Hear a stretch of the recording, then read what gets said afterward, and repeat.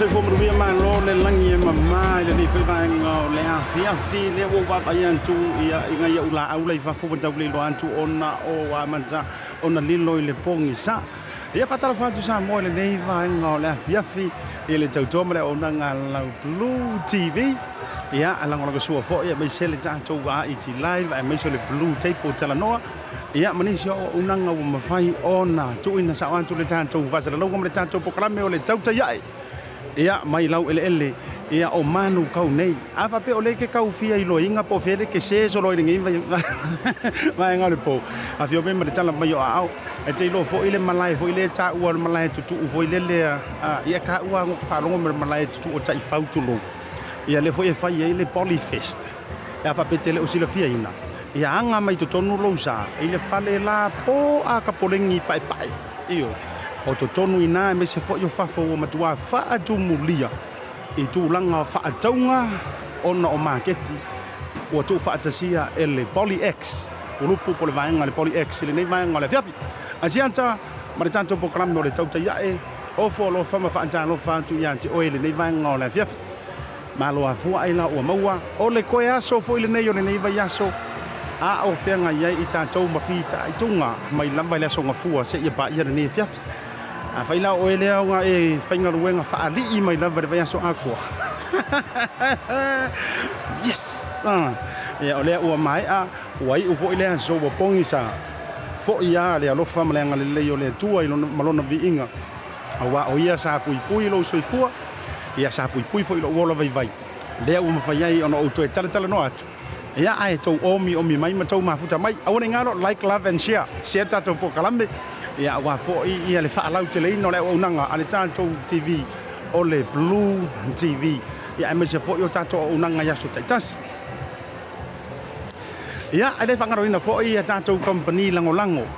Le moto Samoa, ma le pumping singi o lo i Samoa i Vaitele, a whape o leke maki solo yuka mati solo i tai. Io, a ua makua kui le e lau ka avare. Le ai, o kere i whaiaku ko keo ai ka rafun pumping singi, le ai.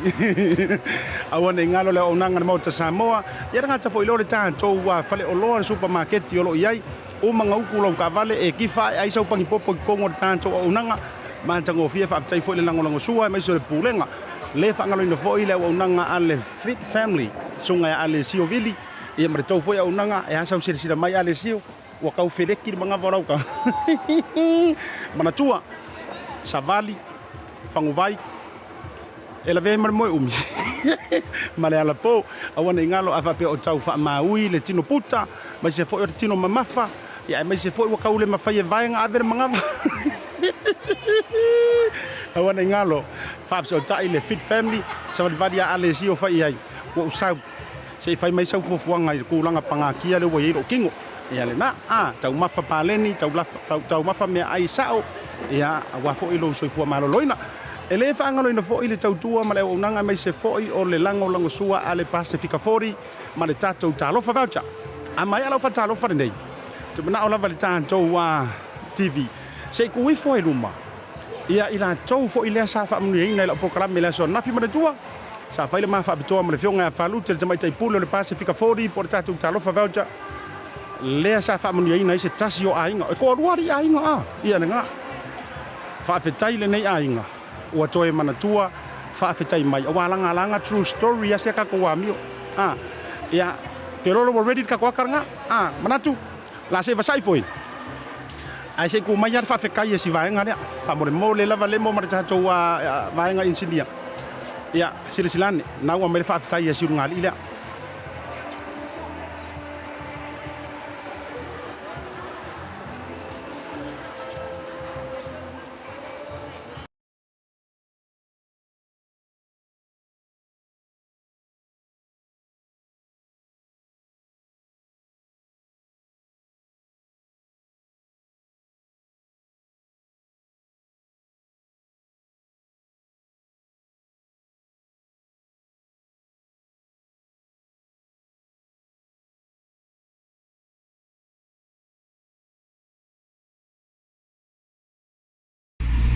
the Muriato le fa tele la vale moto Samoa service station e o Blue TV ma le tau moto e moreni al unanga moto fi un fai la ma ai nei moto o le se lancha la mure desse mata vale ia ma le luma se punta la o le lo fa tele ma fai la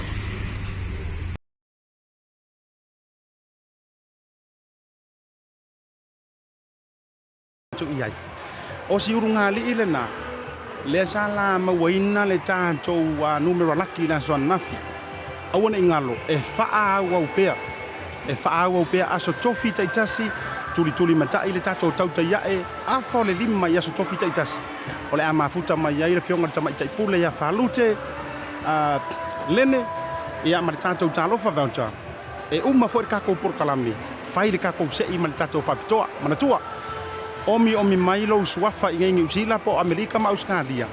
O le suafa o tangata la Samoa, ma le numero o telefoni. O ngaru le ko ngor ka ko se. Io. Pe ano fa yat. Le ye true story e me mong ya me fa yat tato TAUTAI. Mo le le ngang fa malo el tato pumping single moto Samoa. Ya ngang tai leo le unanga le talofa voucher. Ono le fo ya unanga fa amali loto. Ai se ka ko karkalango ngai ka mai Orion ne yaso. Ai mana tua o le tu ina tu sa ola fa sala launga a ko se sila mai ko ma ka ukia mei ko kupo ko o la me ai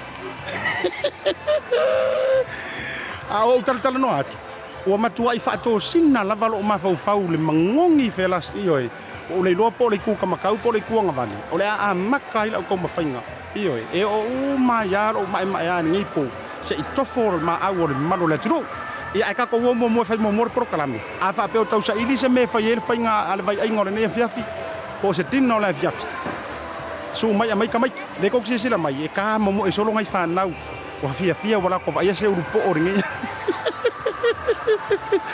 Ase tātou inisio tātou talau tōto o le potoro tātou au wala lo pisi. El taimi nei. Pisi foi luma le sau ia mātou te irirangi ia me se foi o boundary road le tua to le mātou vaenga whasalalau le taimi nei. O lo fai lava si kausi lo. E oe ke papole. E o malava i lalo le wat. Ia lunga o tātou moto wei masani ranga tai leo le sau maritano. O lo fa pena foi ona pisi mafufusi le kaimi nei.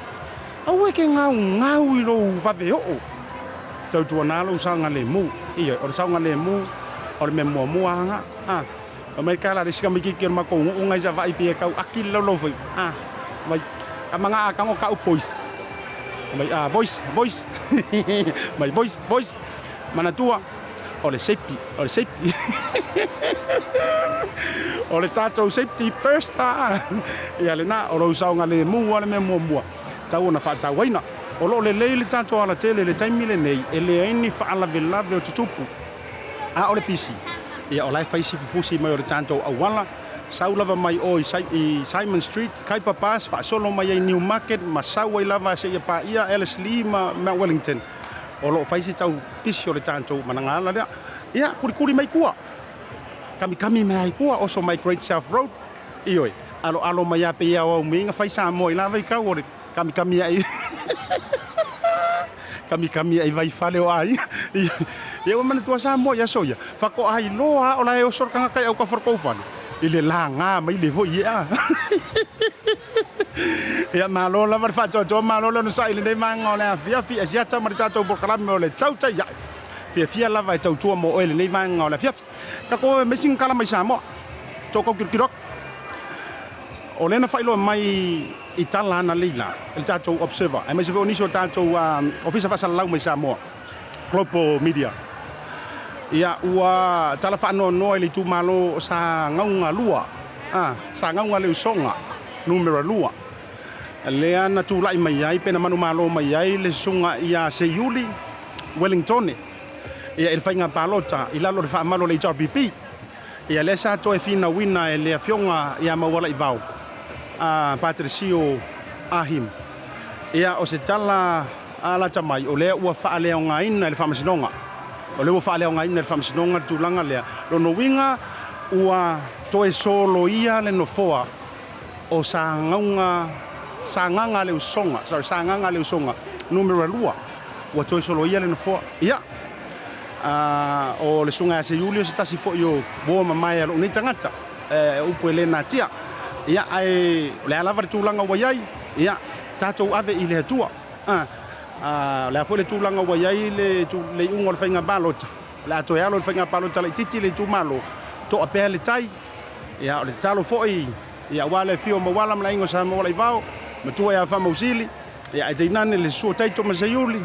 Ia au matangi mo po fito le farmali to. Ia fai malu to faiva to ape le tai.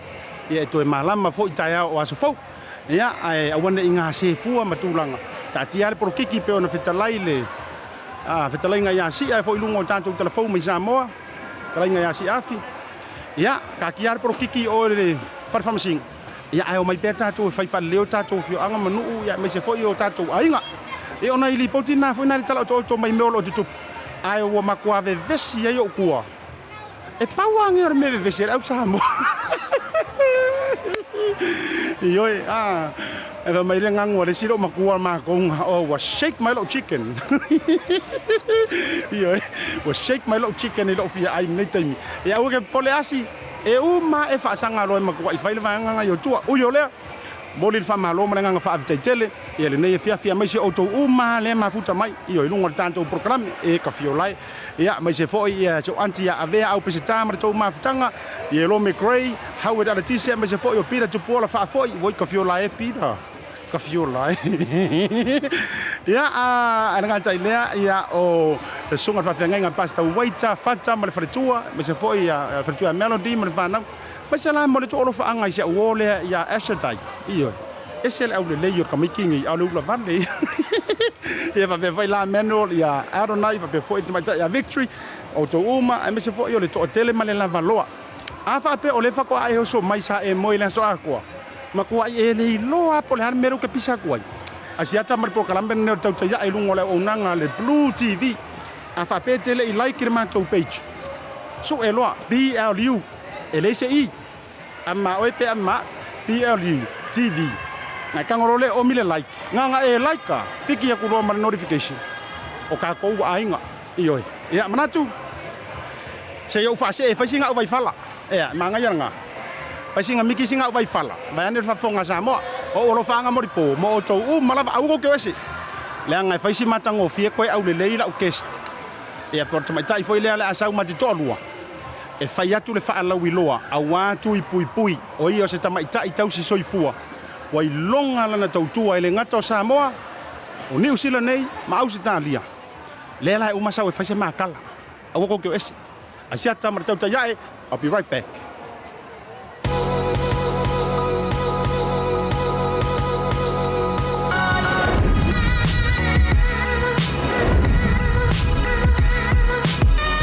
Tautua mara au nanga mo tau sa mo service station nei tona i matu. Ma tau teu tuina lo ta vale, ma le tele unisio matu au nanga ese ese.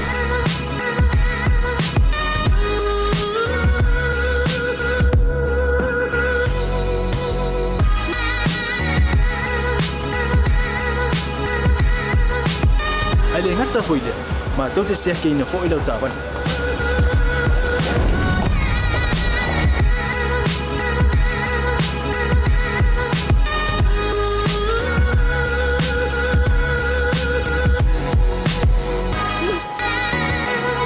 Siapa lah yang voice wow, mau lah ucapan.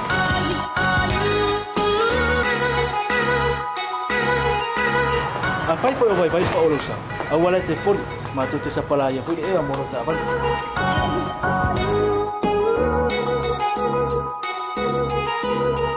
Mulu no posible dia, mua tapi lah ucapan lebih out. Mua tapi lah telepon ni time out tu ina lah ucapan. Malah bayang mulu. Mana tua fo e matua i fasa ina lo tau maftapa ai no fuanga fa pe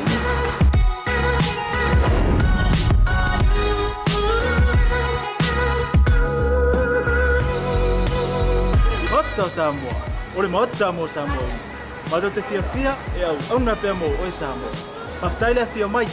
We'll see you again. God bless.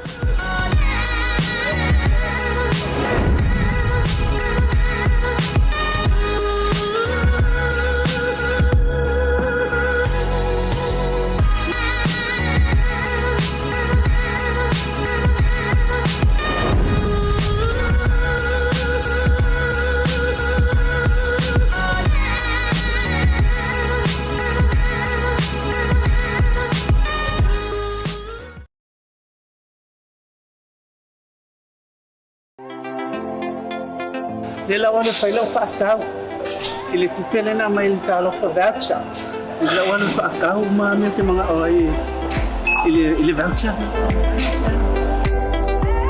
sai fu se fa na ile se mai ole talo voucher mo vai faatau me ai ole so ya no fat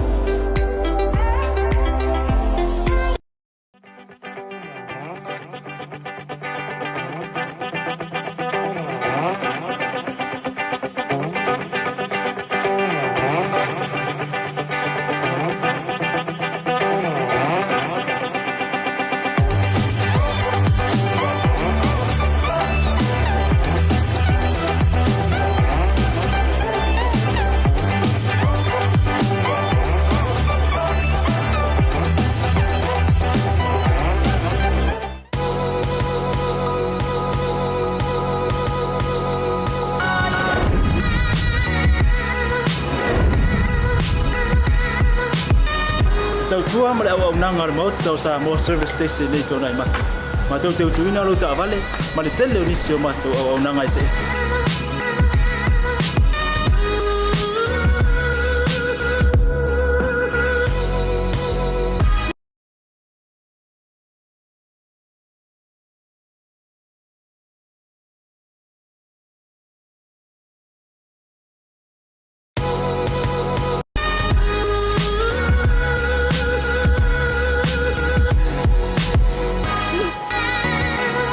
Siapa lah yang voice wow, mau lah ucapan.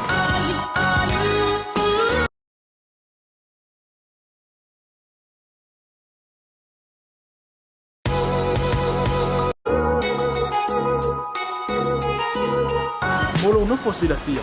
Mua tapela uta vale pe auto. Lua tapela o telefoni le taimi utu ina ila uta vale. Ma le vaenga mulu. Mana tua fo.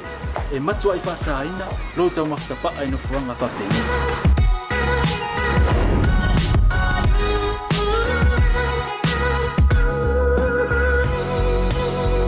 Ota Samoa. Ole mota mo Samoa. Ma do te fia e au na pe mo o Samoa. Mafutaile fia mai. We'll see you again. God bless.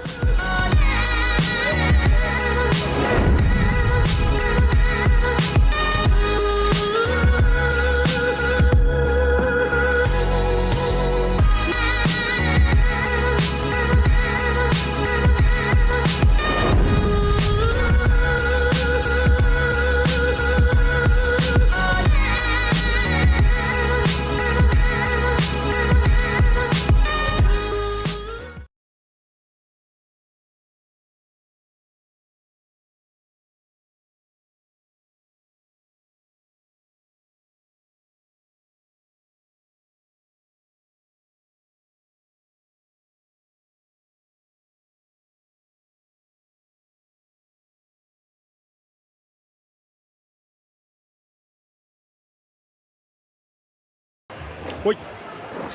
Sorry. Ko ki ngalo ya ori o kau se ela wing ori ane ka ngalo ya ore fari programa ni. Ia, to fa felo ia. Ko kau se lo ala u la wing vai ngalo yo le fari tato programa. Ia ai to fa felo ia tu. Ma lo le so fo manu ma lo le lange ma sa mo ai lau fa sa nga fa pe o le fa to e ma u tato fa si langa le tato fa sa la longa ni ma ngola pia. O le ma te fa sa la lau sa o tu lava. Ile fale kelele ngai ile no foanga fo ilea e ai le Pacific ale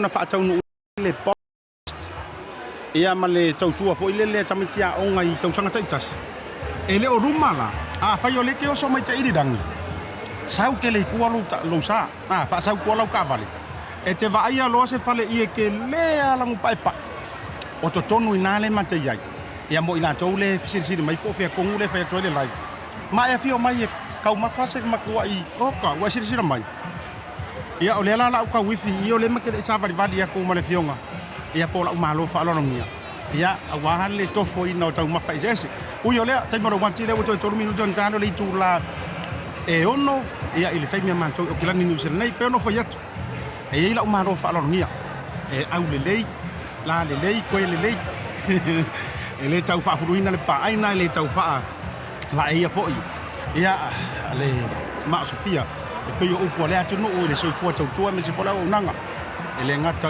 yona tua a tala anga le aina ia me se fo yo le tau tua ale nei foi tau sala ia po le fionga ia moelani Leilani Jackson ia fia le nganga ia uma fa tasi fatalo fa tu no fionga le tau sala ne manga le fiapi tala fa sia sai la mo le bala dia sino fa manga le fia ia tau fai fa malo le ngana le yo le tua me sol na fa so ia le fua fia le lot pa maua le ole ava ngoai io o te fa tala no ina ini si ia na tupunga mai se tasio tina e laua lunga lava i lot pe fo na tata tala no ai io mai por kalana I vaenga i pito tau ai langa ka u le sa fua hotel ia umaro ma upu ya sala fa ko uyo dia e ile sia so la por kalama te to e fio mai ka kala ngol vaenga le ai oa mai se ka kala ngol fa lo ko fa le ia mo oa mai le so fua ni vai tau oa mai le ainga ma tulanga fo I fa munyanga le tu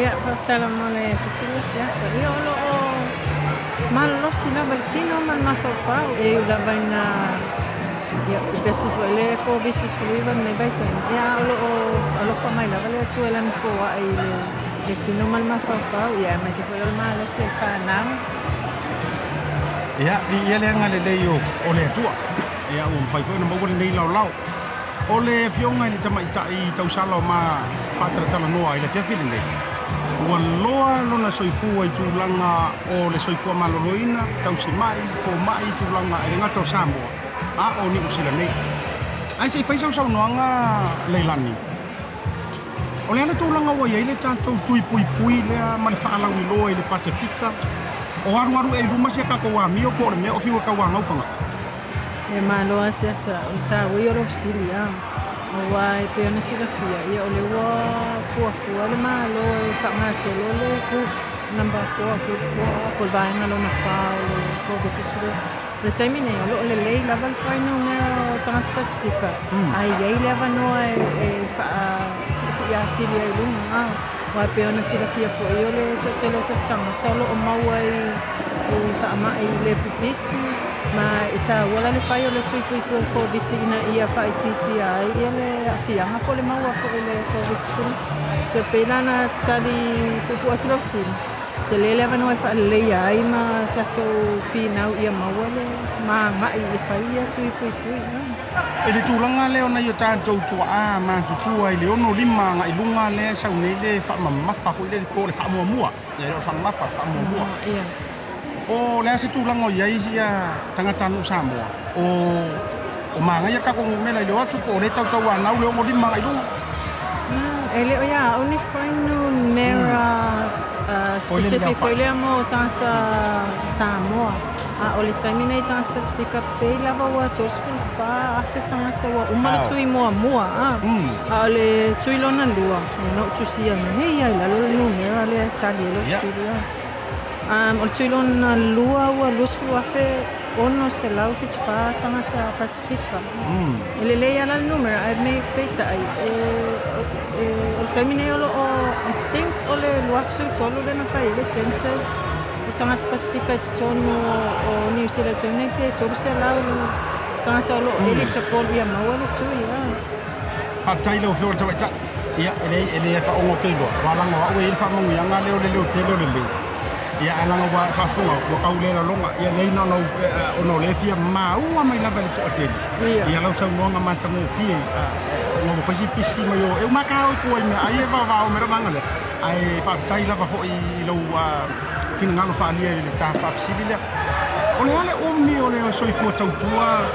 Ai tatele i o le whautuanga le lei mo i lantou o fia avea mani tausi ma. O le ale omi o lau soifua tautua i leo unanga soifua maroloi. Ia o me fifa sawa ASIATA. O tausi soifua. Tausi soifua. Ole esenga. E te le o tausia le mai o le tangata. O le te tausia le soifua o le tangata ina ia toifo i le malolo ina. So a whaperetania. Le alana. Le nurse. E tausia la le mai. O lona winga o le wa e wha le mai. Ai le wha ina le soifua malolo ina. O le tangata le te tausia. O le fo mai, kausi mai la, o le ano na whaperetania, o le dokta. Fo mai o le dokta. O le tausi soifua. O le nurse. Nurse. Ia anga o le pe o le term fo nga i le a kele o enga fo ie a focus i lunga le negative. O pe wa atili ai ona mafatia le tangata. Ai a focus i lunga le positive, which is o le soifua o le ola o le tangata. Ia e te lele manu e te wha ia langa lena i wama wina. O le alanga sa o ala o kala langa o le old term le nga. Nongo winga ka me wa makua ko. Ai tali lo fisili ya. E sa o le malaki ka an kan le. Ai tali lo fisili o Mulus full tolto sanga talu na o tau soifua na o nurse. Masa mata mai la o au nanga fo ipola o ngalua i Samoa sa oa o ngai le University o Samoa i fatua o sawa ile fa me vai ngai ku mai le mai ono la kele la fia lo ke vai ku komen fa mai se fa mo le sia tau le la ngona tu la vale si u leo le fionga ya moelani. Yeah, sorry so sa oa o ngai le University Samoa fatua o sawa ile New Zealand. So man we mai foi mo la fa now. Ya awale. Ya wa fa le tina e mo la tau. O le ala wa ia i le vai fa tai mo fa mani no ngol tu langa le i le tausi soifua. Male tausi mai po le fo ma. Wala ngol pu moni ai sa mo ke ro nge ke si la fia ma to ia ta to o le fa. O le fo ma ya pe sa wa ya so ya. Sa o ko o le upo. Peita, tahua lo fa mani nonga. Langa e yai tu ma vai ngore upu lea. Ina ngana fa pertania o le nurse ma le dokta. Ia o ka ko vela samo e tiri upu tatu ngana. O le ale tūlanga o iai le au tausi soifua ma le whaino mera le au tausi soifua I Aotearoa o mia po ua makua whakelenga. O lo oi whatai ASIATA o le taimi nei mo tausi soifua ia po o tangata po i o loo whainga luenga I te tono lau au nanga whaasoifua maloloina e te le la vale mana o mia o tangata Pasifika pe on sila fia o tangata Pasifika o loo iai le taimi nei I New Zealand o le te le o le whainumera tangata o loo maua I whaamai le pipisi pe ila o le maisukama le mela na e alai ona mana o mia fo I tātou lava tangata e mawhai ona address pe on tātou no mua fo I lea e tau I fola. Ia ona malama lama lele ia leo se mata upu. Ia, manaia. O wao o lesi whawhita uri le tūlai mai New Zealand nei mai se fo I o te roi Amerika ma Australia matu no whafo. O le tūlanga le ngangana. O le tūlanga le ngangana pe kau sua matamuli fo I lele ia le toa tele. Ona o le tūlanga fo I lele e mehia whapea ka fiadua si aki fo mai ka kera kui fo ko pe me kai ka ngingangu pe ai ka ngingamu o le ala le tūlanga le fautuanga I vaenga le ngangana o le ngangana o le au nanga whaasoifua maloloina e iai le responsibility ina ia mawhai ona alu e se le tangata fo I le o loo sulu atu mo se fofo ua malama e iai la le ai ata tau le tangata le anga e toi ia po le mai po I po le tangata le anga e suele fofo e talo sanga ina ia maua se whaamitala upu po se tangata whaadiliu upu o le I guess o le ina ia malama lama I ta upula kai awai makua mai maua le kai me kero fo mai ngai e se mai le ai kele o le wingo lo so nonga mo le follow telina ne so mai moanga sira mai moa fa fonga samo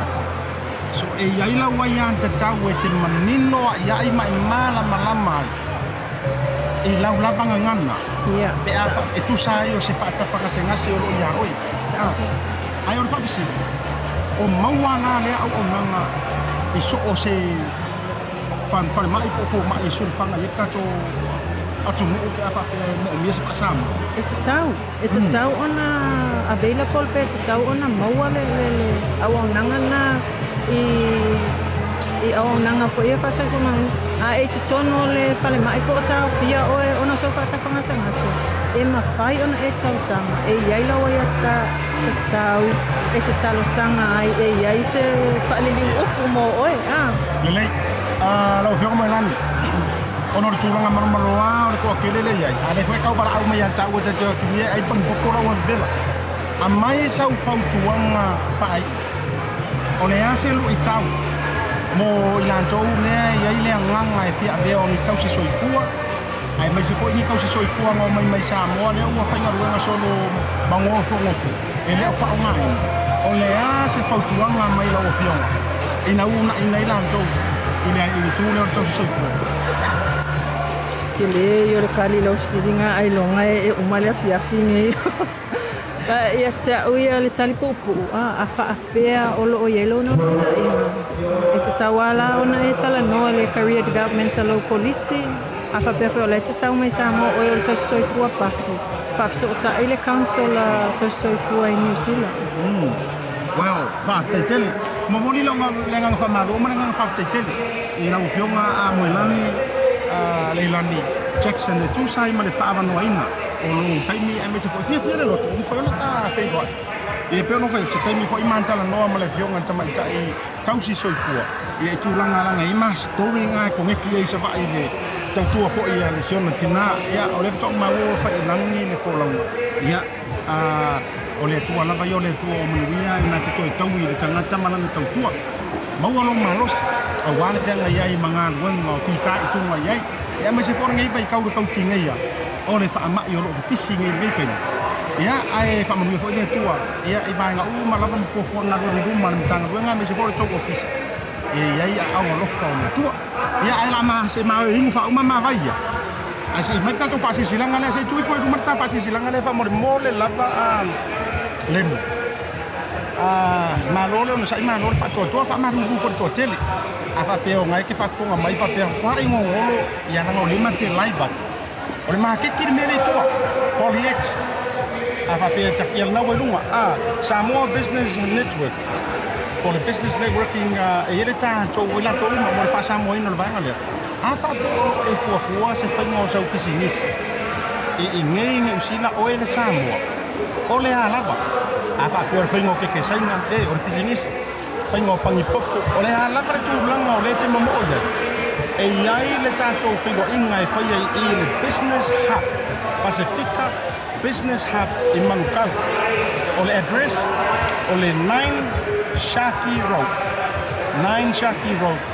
Street 9 Shaki Street i Manukau City e le tatou ofisa o le Pacific Business Hub i le aso lua o Iulai o noinga o le aso lua o le masina fou a papela o le ke faamoemoe e fia a mata fia tatala fia faatu ai ke o lua kongu o ata iala maiainga matulaga te uia awana ingalo ia te oi aso lua o Iulai e tala mai o ao o le taimi ono i le hafiafi i le valu le ia i le po e nana lua lava i tūla sau e ke fellowshipi whaamasani i oi ke te o moi masau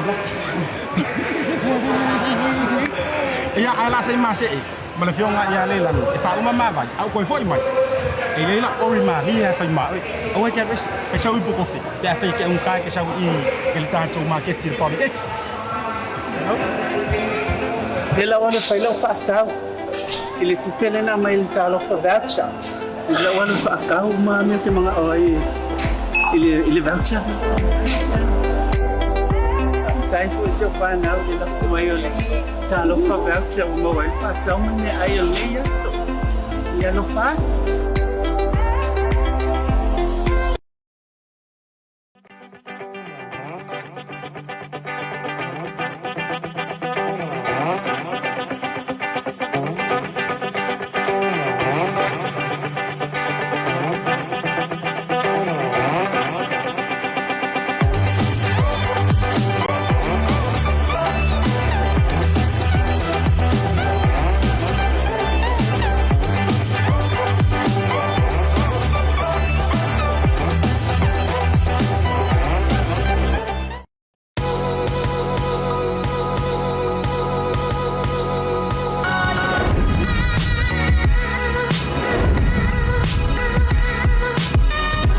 Tua ma le au nanga le mot tau Samoa service station nei tona i matu. Ma tau te utuina lo ta vale ma le tele onisi o matu au nanga i sesi.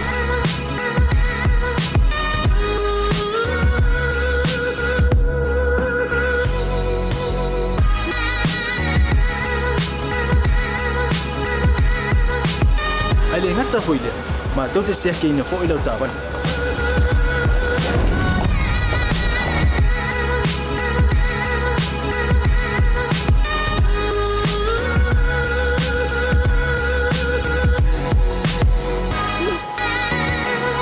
Siapa lah yang voice wow, mau lah ucapan.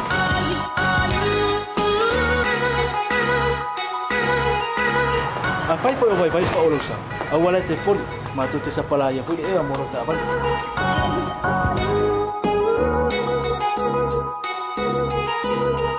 Molo no posila fia, mua tapela ucapan le peaut.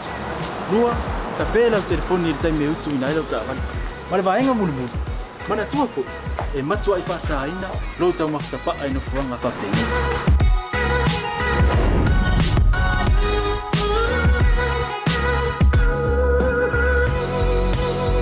Mota Samoa ole mota mo Samoa ma te fia e au na pe mo o Samoa aftaile fia mai we'll see you again.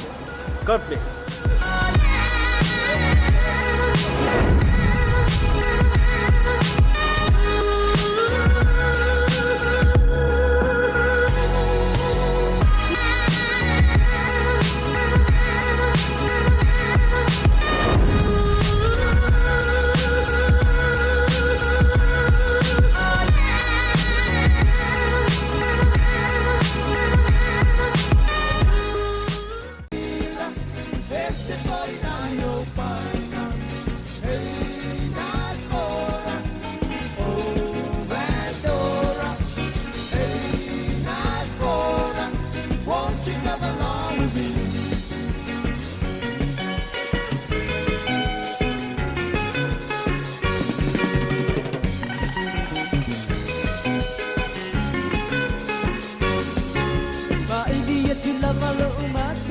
matata sia utigara aeteleke amailama isia tangata faatara ua umane all siba ua epo inu aina ua tau mai aina etele mana le tama ole ya lava tele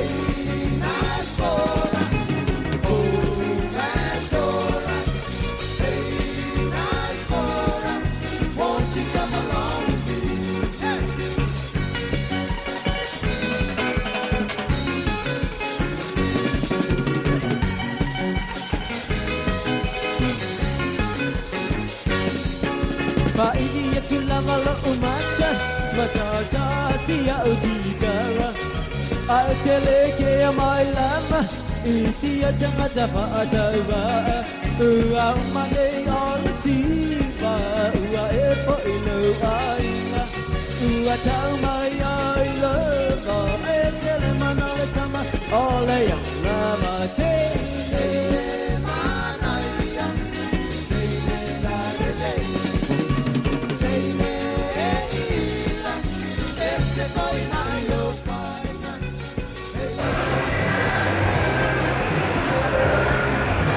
Toi fa pero yan toi fa taru fan tu le tanto po kalam ne le TAUTAI ya ele nei mai o le fiafi ua pongi sa mai mafafo i o a o ia utafa toi o la utei pese le ile nei mai o le fiafi ia mar tautu ole o nanga le Blue TV ia me so tanto kalam le TAUTAI ya le uma ye me so to fina le tausala ia pe mar tanto Blue Tape tala noa io ia a o mata tala noa ai pe mar nei vai o mole alo manga vangele Ai wa le kalle sponsor le ikau mo o mai ale sponsor le wa lepa. Oh yeah. Talo for love everyone, and thank you so much to the brother ASIATA for having me on the show at the end, because I heard that this is the part where we get to taste the food. Kausamia. Okay, ai fa le le la. Ale na afa pe mo ina tole tu fesili. Se fa sa o ira ko inga o le me for ka kare fesili so. Por ka mua le fa longo, to fa fonga mai. O le no foanga le fa ele tanto market le nei polyX. O inei ile no foanga foi le manukau. Le fa iso o ile Polyfest. Sira mai le fale tele le nei. O lalo le madu le fale le nei. Ai nganta o fafo atu ma autafa. O lo o fa atu mulia. E tau mafa po o so o lava se vaenga. A fa pela o le fa yalo me ayo le fiafi. So se ka ngoa so ko finge fa pa rangi ku ya ile mo foanga ngai iyo. If you are wondering where we are here in Auckland, Manukau PolyX, myself, ASIATA, and the team here, the vibe okasema ngayele feeling ale I number 1 te Irangi Drive here in Manukau, South Auckland, the heart of the Pacific, right there guys. Oh my goodness. Yeah. Thank you so much. This is my favorite part. O benefiki la ia fo yo sa wa I fa to el prokalami. Le o to sila mai. Or kalo lea. Oh my nga on ma ke ki sa mo ai ke mo wer ko nga kalo lea. Te fa pe yo. Pia ka umong so alor kan. And we've got what? Oh. Faya yeling. Mo sila ma. O se ka ko amiola e faya ko ai duma. Iyo ma taste. We're gonna taste it for all of our viewers. Oh, this looks good and it feels good and I'm having a good time. Amalea, oleoka, iyo. Fai kariala o e fai le fai mai ma kala fa mai e vai dia ai da vai na ta ka kala e kirema o ngai na mia nga. Hello, like, love, share. Comment below if you want us to taste whatever it is here at the market, but ole fa mai nga le o to fili. Mai en vai fisi ke a pe ka ngoi kofo mo sepungi ya le nana lo no bing. Okay, le la laku. Okay. You know le me mo ka maiki ka ko fa nga mo fai mo ka kalo wai loa. Ia la fai kano. Yeah. Fatai le Yesu, fatai ro bolofa mo nga lei ono nei me ai tele. Fatai tele foi fa manuia ile nei kulupu mo nei maketi la to uma maainga ono nei tau mafo ina mo maua. Ona o Yesu. Amen. Vai. Yeah, doesn't matter where you are, Ianga Whameila o Tama Stefano, wherever you are, you still need to say thank you, your grace. Oh my goodness. Ladies first. Ladies first. Yeah, okay. Okay. Yeah, so kofo le oka. Oh my goodness. Yeah. La kofonga le. So good. La kofonga fa yai. La kofonga fa yai. Ole fa yai e lengi. Fai ai e lengi.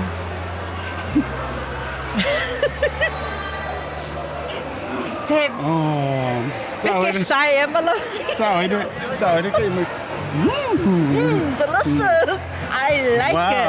Okay. Wow. Quay dâu cô phụ. Galo. I heard Galo and yeah, ngay Famay Alessio. Famay Alessio family. It's about the portion. Portion. It's still healthy and it's still good and it looks good as well. So okay, na to foi awa ulaya. Nanga wa ke follow la kamo Alessio. Famay Alessio. Ia peo le la po alo lima. Lo winga lea. Yeah. The portion. Katawi.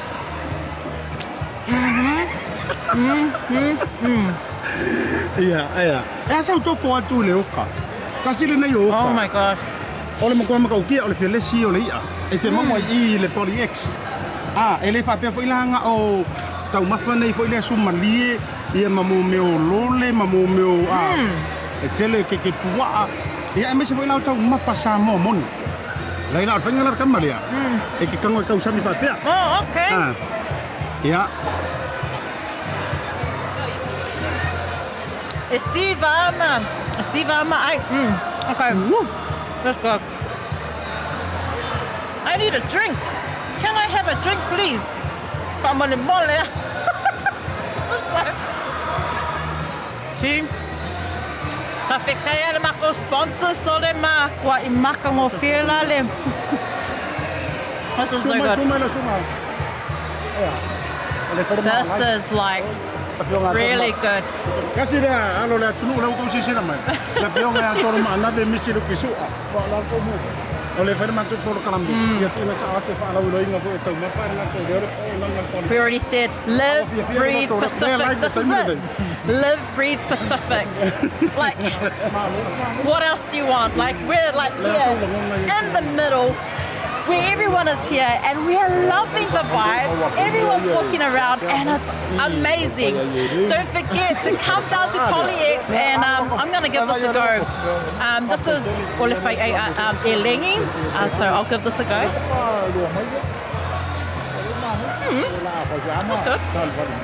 That's good. I don't normally eat Elengi, but okay. Really nice. Sila mai. Ora tato por kalamni. E live la fa pengeiro nga fanya. Iyo. O kini kau. Iyo e. Pa penga no ki kau le la fi vo enkuli mangum. O se tato wa mio. A true story lama. Ava pe o to sa ilisa ba nga mai ele fa na ule ne pia. Ava vi o mai mentara mai au. Ava vi o mai mentara mai au. Tato fe lo ai ele nei fali. O pa o ka se fali. Ia la ko fa wa. What are we doing? What are we doing? Next. Oh, wow. My goodness. Here you go.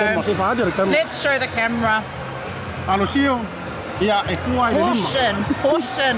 Vai, tira mai. Oka. Number one. Let's show the camera. Tau mafare wa. How good is this? Yeah, okay, fa malungu ko le fit family. Okay, fa mawala lo aku Alessio. Ole a ova tu la ai mai le pa tu la ngaina. Yeah. Blame her. It's her fault. Look, we're just making sure that we're tasting everything. We're all about living and breathing Pacific. So here we are. How's it? Oka. Okay, this is pasta and Oh my goodness.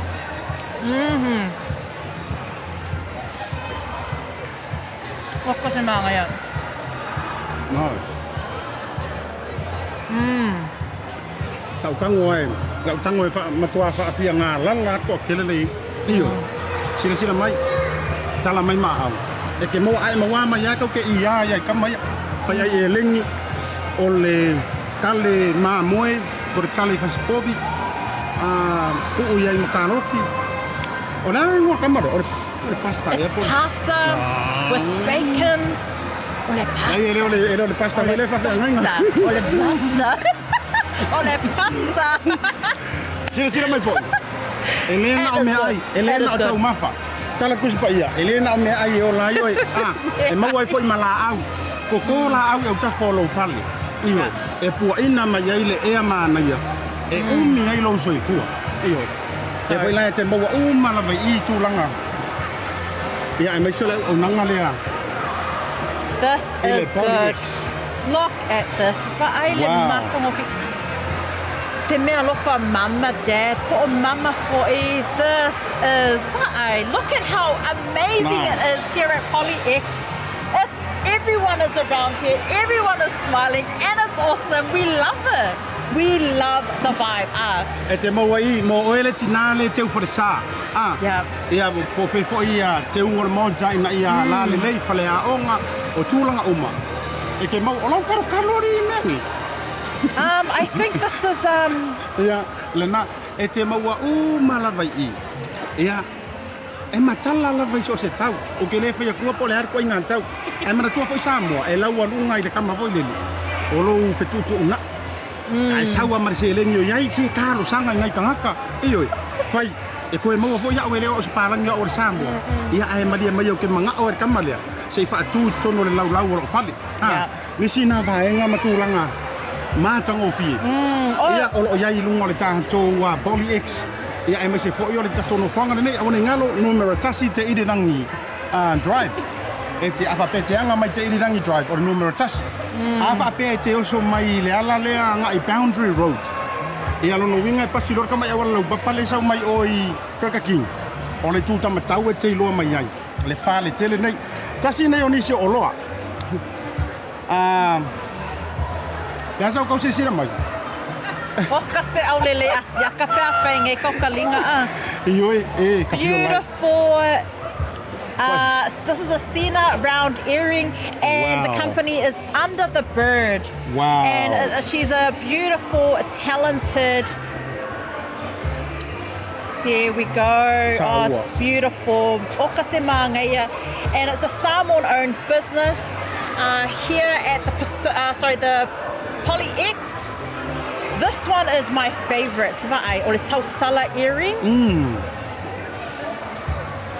Wow, that looks good. And you know, Under the Bird is a Samoan-owned business, and she has also come through to the Pacific Business Hub, and Laura has also helped her out, and she's also got her work out there at the Pacific Business Hub up there le mawhainga e sau on Friday here at Manukau. Then head over to 9 Shaki Street at the Pacific Business Hub, where you can also find the earrings there as well. Ia whaptai pea, jasi nei o au nanga o mauai nei. Ia ai mai se foi se e au me ale anta le whamore. Ia ari tautua o le tama, love of tama fathers. Jasi le nei tautua mātango o fie, e ke no lau kala. E ili si taimi e tau ke kau le fia whaalongo e kau kala le si mar whamalo si e lesi. Ai tautala merka mare ala e pipi I le wall. Lai malo ko halo wika fo ngale ngai kai lo ko lo au ai kai lo la kura aka merka mare fo mai ai ke era fo mai o te mafaya me uma lava ile fa malo si mai ke era la ke mati ko malo wika ai wa ke fo mai lo paparea hey look Hey, look at me. Hold up. Wait a minute. And this one is You Are Forever Loved.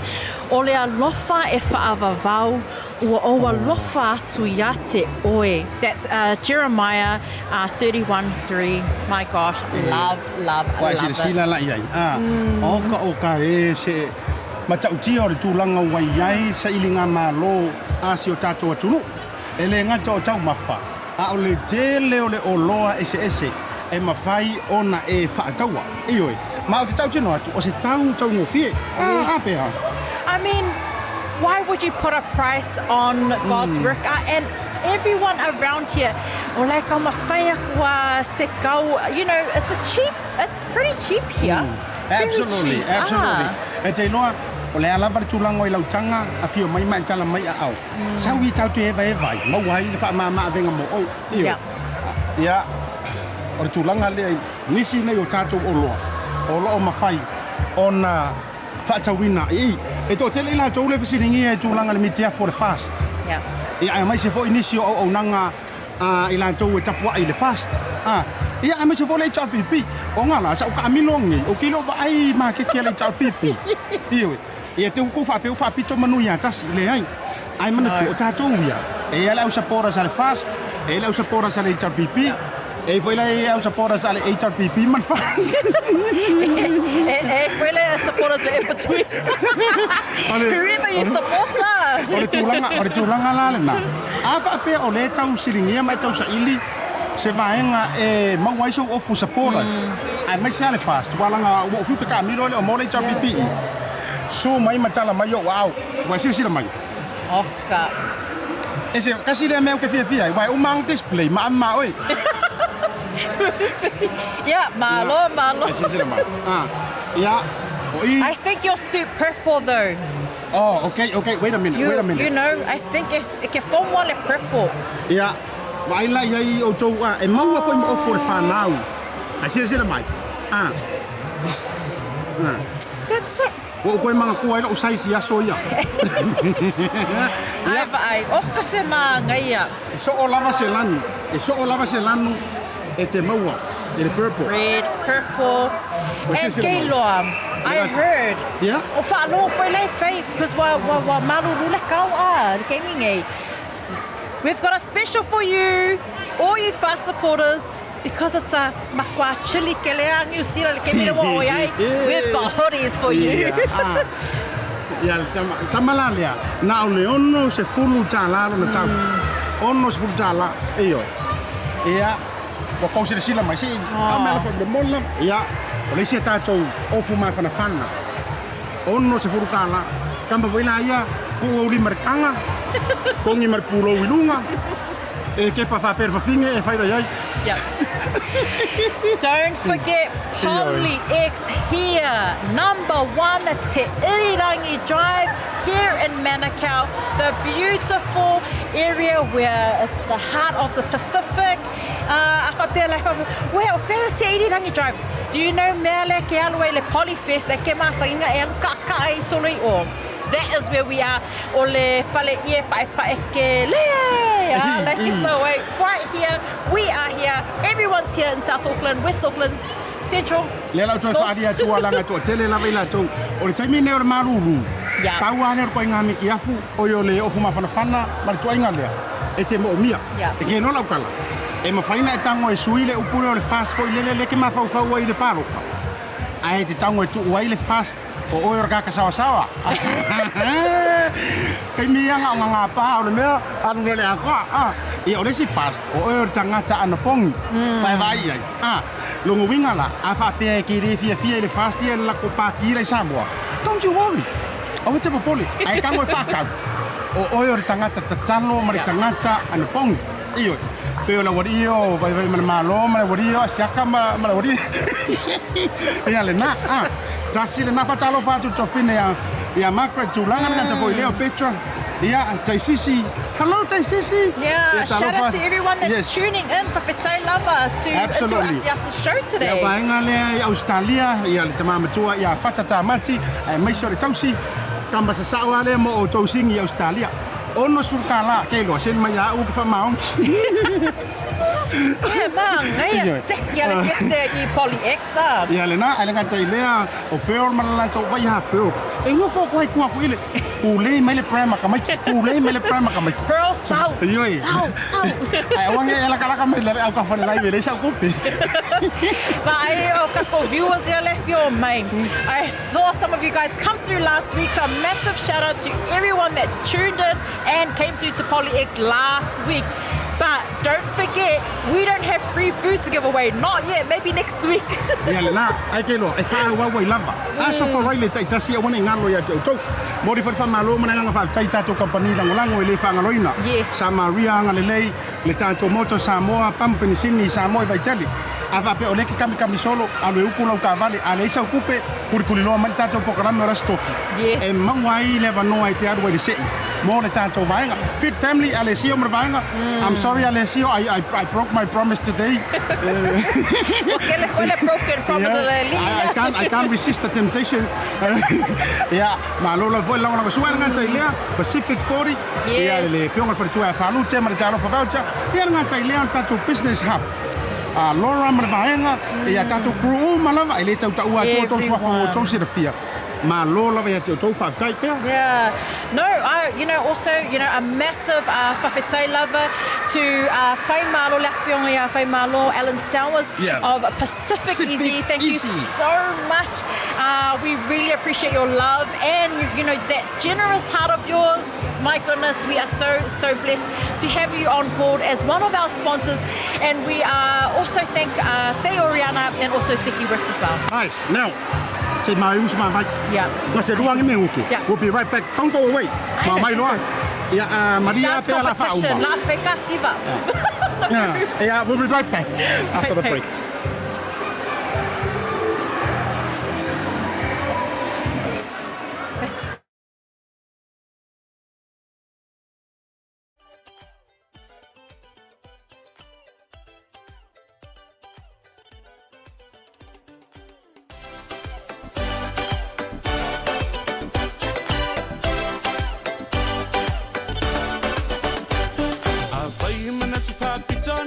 Tangata, oyo usili, sili lava, natuleli mau osa telen mea, ona vinga na menino I love, alone of the lea.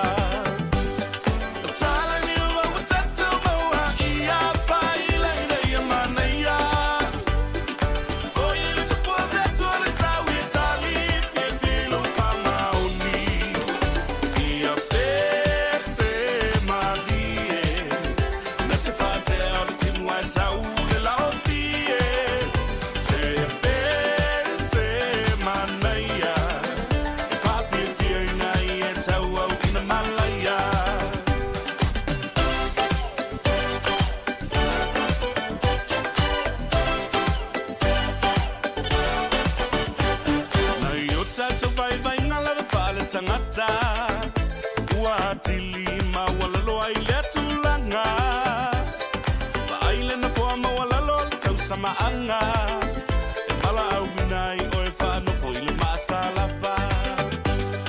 O tala ni ua o tatu maua I a wha I leina I a manaia. Fo I le tupu a vetu a le tau I tali fia filu wha mauni. I a pese mali e, na te whate au le timu ai sau le lao ti e. Se pese manaia.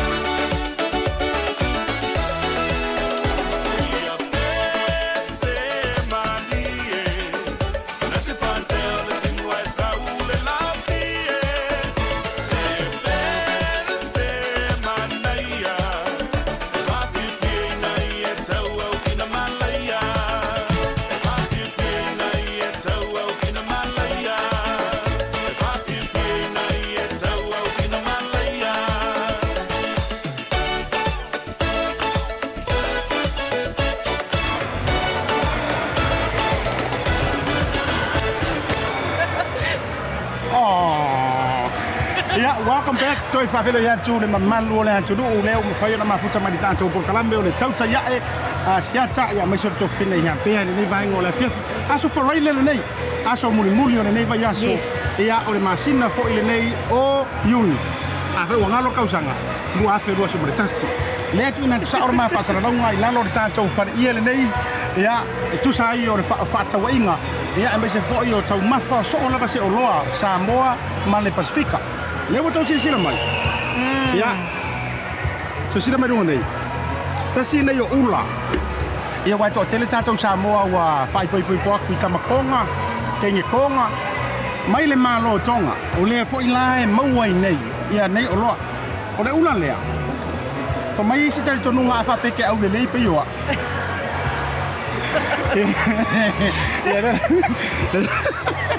Ia le lau kanga kua whape nei lo ua. Yeah. Wai vai mai. Nā sau sila pia. Oh. Do I look like a Tongan? Oh, you tamasiki. Oh, yeah. Saipe. Saipe. And what about this one? Wow. Tahine fo ilole. Thank you, whawhetai. Tahine ha moa.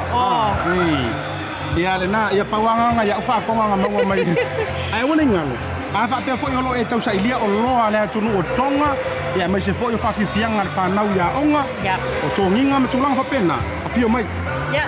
So you can find the Tongan community right here at the entrance here at PolyX. So the beautiful Tongan community are right here next to us. Oh, mai e supporti e kako community, the Tongan community. Absolutely, absolutely. Mawai malalo sa liu. Yeah. Ai, o tātou uma, ko kele tātou na whawhua mai Samoa lo sa liu siro mo ko mas ko inga. Ya mai sera tātou le karisia katoliko. O papai au lele. Wa sila mai. Ia o te unga lava fo i mare to mai wa ia le tātou atunu. Pe se ipu fai sasa. Ia ai le o se ipu kida, ale wa uma na tu waile nei te ufunga la au la le lei mamatango fie. Ia wa iai male fatusa o le tinapa ia Maria. E kai peila le te unga o vaenga lea. E pei atangia mai le tūlanga fo i lelo le ale kale le tonu o maota malau ata itasi o tātou fo ia katoliko. I still remember my humble beginning. Humble beginning. Ia lena, ia o lea lai te maua fo i lai i. E se le mātango o fie. Ia male lo sa liu. Ia moi tātou o le whaatotuanga katoliko. Ia su mai matala mai au. Ia lango sua fo i ia tau mawhainga. Ia anai ni fo tātou atunu o uso o tu motu o le Pasifika. Ma loa o pito. Yes. Tamasi i tonga. So all of our foilovers. Mate maa tonga. Come through and support our Tongan community and our Pasifika here at PolyX. Yeah, well, last but not least. Ia ai fai o roa masalangi e salangi lau ta fonga ia ile tātou tau mafale ta ole e ka o ma ko mai sa vai o le dessert ai ka o le au pol o le dessert ia ai fa pertania man tau nei tangata whenua o le pudding lena wa sila mai wa sila mai. Wow, so iti, wow, just wow. Just wow. Yeah, la kofu. Okay, yeah. Let's go. Sa ori kofu ngar kami kisah vai on your mark. Sit. My goodness. Wow. This. I don't know. You know what? Ele o te tala. Hi Laura! Patalo va tu le pulo del Tato Pacific Hub. Pacifica Hub, Business Hub. Fio mai. Aso lua, fio mai roa, se fai tala lea, fio mai. Aso lua o Julai. Ele tau le ono ngai le valu. Ava pe tau fotu sau pisinisi tu langa umai nei New Zealand. A fio mai le address le na 9 Sharkey Street, Manukau. Pero ai me le fio ngai tai pule. Okay, patai. Eu moro kan aku nere ke afai. Patai ia lena. This is good. Ai afio mai lava I. E mau kai me ke shout out tai. Ke loa. Ia oi foi I ka ai sauru waka dungo TV e lau I loa. Ai sau lai ai le ka puring le mas. Man. Ya, mas ko ta sala ya pia. Pu ai so waka. Ya matulanga uma. Lango le PolyX. Mo moli la fa tai fa to pia. Fa tai tele la fo ia ila to lo o ke na sina le nei por kalame. Tolo pulo ya tau tau. Leo mai tau le solo mai ma malu le tunu. Fa tu mulia no fanga le nei. Ia awale lango sua. O fi fa ta wainga. A fai masangi ngale nai market foi le oi papatui. Ya. O tu fai at. Me ai sa mo mar tengo isi tau maftang. A fio mai la se fai sau try. Sau testi. Aru si me amayo. Io. A fio me fai la I. E fa lau tele e ke mau e matai tato uso mai tonga. Cook Island. Io. O te lo foi e yaini nai tato atu motu mai fiti. Ka ko fero sipi. O pe ke umo e sau laki. Ke lo o le laki le mo e. Se soia o. Ya se ko conforma ngale. E ta ua tele o loa e te filifili mai ai. Tele o loa e te filifili mai ai. O loa mai le fa mata ngo fiina o lo mota. O lo lawa, fale sa, fale aonga. So o lava fo ise fale le community. E le ngata ile o tau mafa. Mana tua o le lo marka ko wasa le weekend. Ya oi fo ye ka a makanga pingi aku I fa ye le ngiole. Awa ai se te tala no ai e tofu e mata ngofi. Ke la longa e fa nga ka ngoi o kai ko fa ye le. Yeah. O te lo em fa banga. Kai ngo fiang menga an. Ai mana tua. Ele available online. No. Yes. That's right. Sorry, to distract you, or to cut in, sorry, to my brother. I'll let him eat. But for those who have asked for Whēne e Mawai Fast hoodies, unfortunately, you will need to place an order through via their official Facebook page, or you can head over to number 9 Sharkey Street, the Pacific Business Hub, Monday to Friday only for a mole lava between the business working hours, no after hours Milo, because they're makala after hours.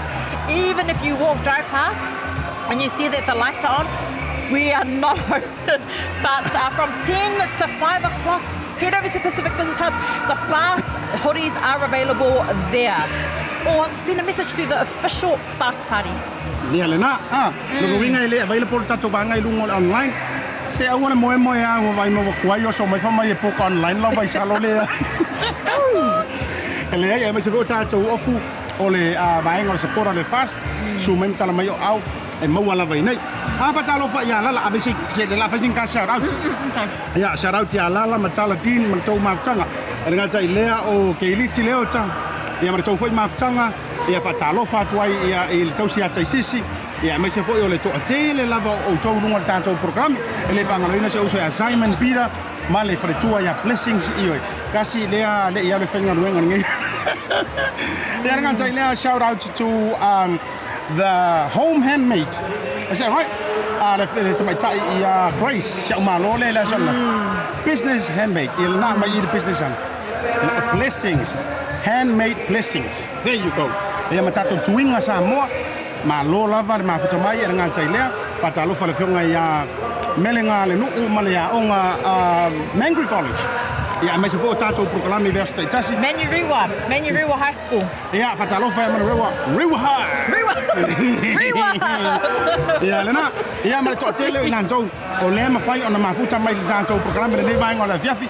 A o tau sila mai pa pe po le ai me va o mai kua le ai o le mamaro le tunu lo tele o le fai fa tonga o le nei fiafi so se tau mafa so se la ei o a uma e te maua I le tanto marketi e le nei tau langi so ka ma tau mafutanga ia ioi tau na tua langi o le mau ka eat.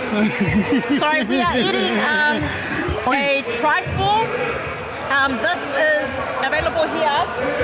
Cozy Pies, right here at the entrance here at PolyX. Nice. It's beautiful. It's delicious. Come through.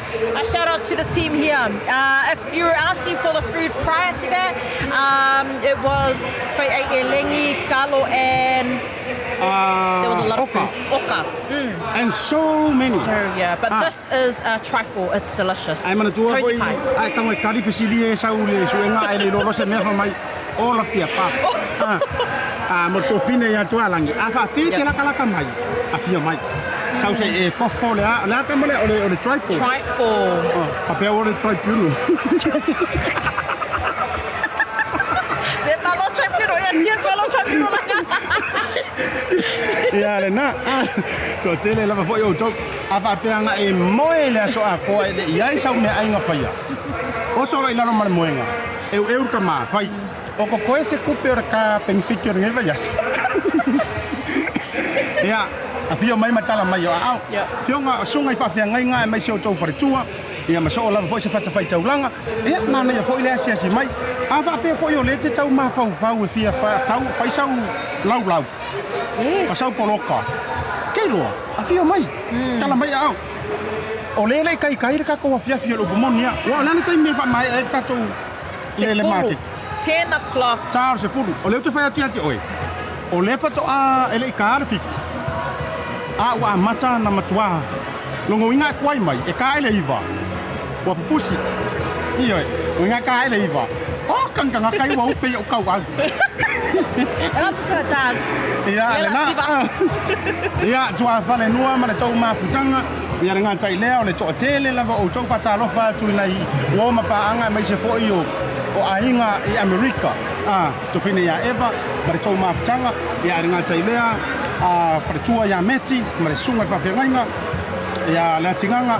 Ia fa pe fo le sunga fa fenga pasta o pizza. Fatalo fa se uso ya la. Ui caro. Ia le na vai. Eu mai ya kanga ma mongo me la okupi. Ja mai laskaa kupena. Se oli ova. Ma lo la sa more ma futa mai. Afa pe o le fato a ki mai lautara. Po le wa ya fe fa ngale free wifi ya McDonald's. Awana ngalo ya te oi.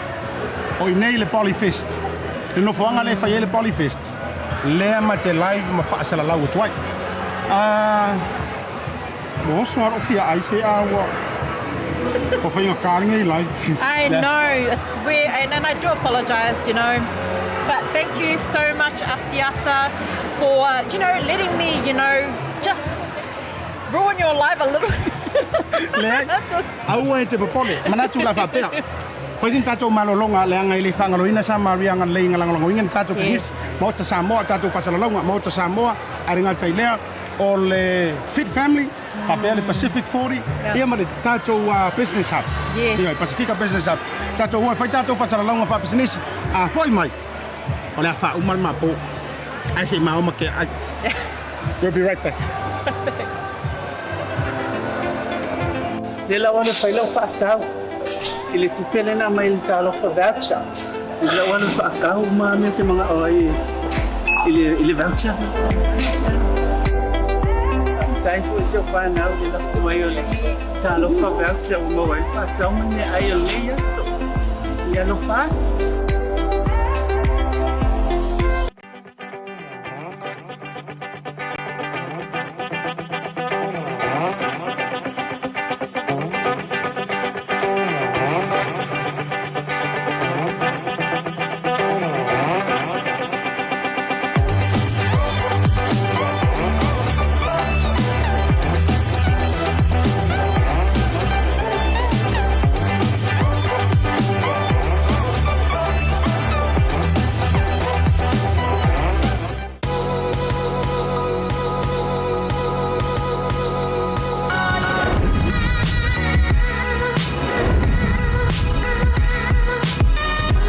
Tua ma le au nanga remote tau sa mo service station nei tona i matu.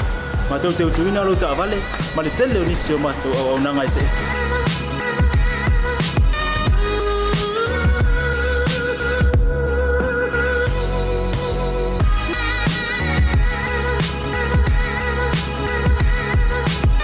Ai le ngata foile, ma tau te sea ke ina fo ilo ta vale.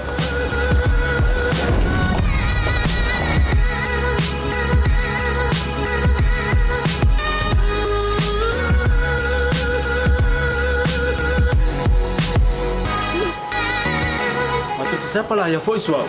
mo lau tapan.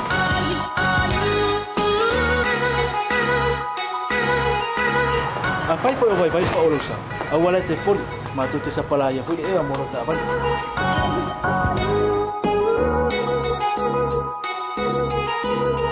Molo no posila fia. Mua tapela o ta vale pe out. Lua tapela o telefoni tai me utu ina lau tapan. Male vaenga mulu. Mana tua fo e matua I fasa ina lo tau maktapa ai no fuanga fa pe.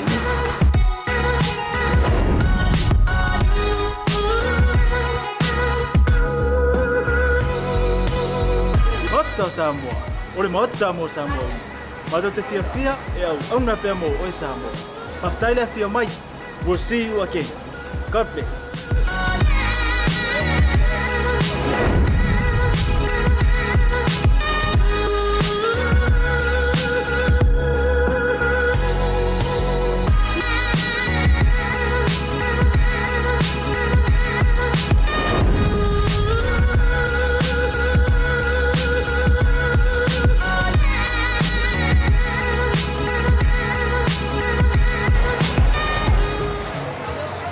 Malo se fomo malo lange mama malo fo ile ono sai malo le fanto to leo watato ye le si ui o le ma proclame au ina sawa tu nei ile no fonga o fai ile tanto PolyX mo fi fata wa inga fa Polynesia ia ilano le tanto fa le ia tele ngai e ai kai fa pe le va au oh ka se fa le ia le ngata ile o fa fo to fa le ia dele mano no ia tanto lau o fa le ainga o vaenga so you name it you know okay ole foi lá o mai mama pa kiki Yes, thank you so much to our community for gifting us a pancake for this evening. Let me test this. Thank you so much. Tongan community right here, PolyX in the entrance. So there we've got bangi keke looking good. Oh, jam. E te lor tulanga la o yer vanga le. A fa ye fa wa so fa pengeas para le kaikas. E un ke wa le savat. Ma tua e dele male no ile tau mutanga. Ile nei vanga le afiafi. Mana tu le to umisa mantai mi ma tau sala ya pe. Ma lo le ma futa mai, ma lo le no sai ma lo fo ile langolango. Pa talo fa ya de silete yo se fo ma tau ma futanga. Ma le to tele la fo. Se o so ya tele a makesi ya ngata fo ile. Ya ole sunga ya pale male fritua ya lana la mafuta mai perfect Australia ya ngata fo wo ma paanga mai ya tanto proclame e Brisbane Sydney Australia ma so ola va se tafo Australia ma lo la va ya to lo sai ma lo fa to e fa ya tu le tanto tala muri le nei va mo moli de nga fa ma lo mo ta Samoa a pumping singi I vai tele ya ngata ile ya o nei ainga ya na wala to pensini ya ile nei fo ya il ne ya so no tato programme la sona nafi fa tai tele fo ia ile fionga tamai tai pule ya fa lute ona ole lango soina nga tai le mo ta Samoa station ia ole so soani da vale mo na yo tato ainga I Samoa longo winga au ke ko vidi mai so pensing pa wala me fai tu si la lo swafa tu si la lo mer swafa lo ainga I Samoa ma le numero telefoni I Samoa ona messenger mai le mana tua not the comment. Ele or comment. Messenger. Again, message.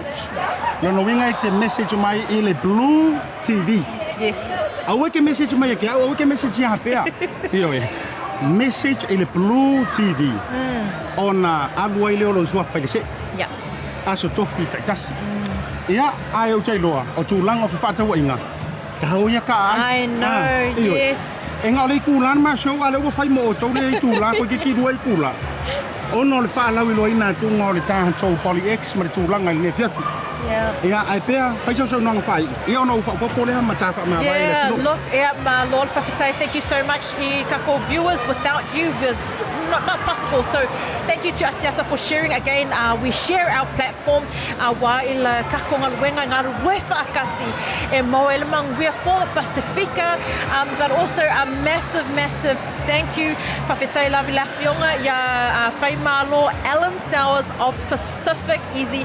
Thank you so much for your sponsorship, your love, your genuine love, your generosity. We really appreciate it here. And also not forgetting Say Oriana and Seki Ricks, of course. Yeah.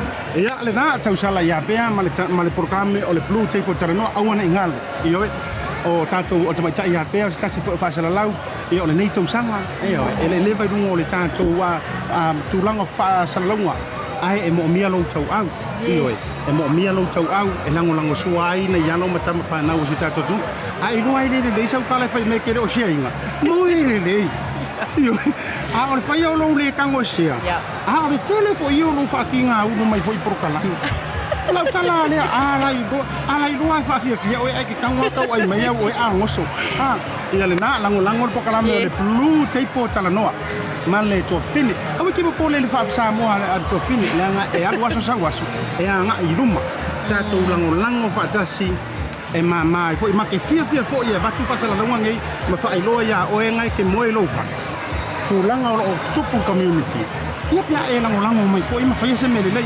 like love and share ma tua aso for aso ngafua ia so for ile lu tipo e a mata le tau fa mai e lima so mai ai ma le tau tai ia o por kala mai tasi ia fa palangi la dis pasa moles ina de mangai ia tato fe lango mai ma se venga mate alo lofa tele ia tau fa tai foi company lango sua ia awar verso mo ne tau tai yes ia dia le ro fole tu God is good for a tai io e fa tai le tau lango sua tai le tau lango sua ino mia ngai ka make sa vai fa tau ama ka maka ia ai tupu mola ono olo au ia mo ulima ia le tu ne fiafi na o si fesinga me le ia ora isi mai sau ka ko ai pa tai tele tato pulenga le fionga ia fimono mate na nai ia nga tai lea or kamai ki ule ia lemo ia marita tau masini le fiafi mala to mala bai tu tato pa tai tele fa manuia le tu ma ma uma pea mar tau tai ai ta fe no ai la songa fua tau le fa lu taipo tau le lima tau tai ai so fua mai manuia le fiafi